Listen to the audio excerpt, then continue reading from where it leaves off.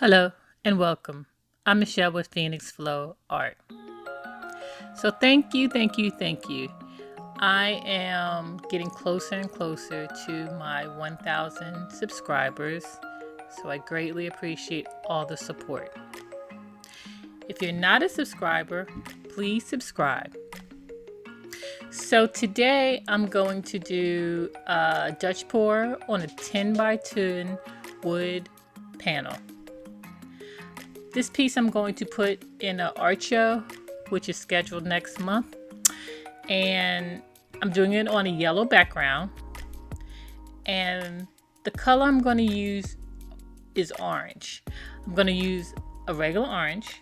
And then I added some red to the orange.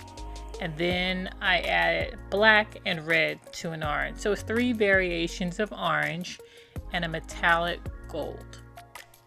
A few days ago, an artist by the name of Maui Ann gave me a shout out on her YouTube channel.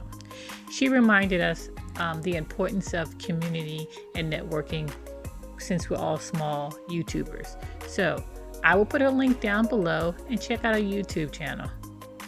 Thanks again, Maui Ann. So let's get to the video.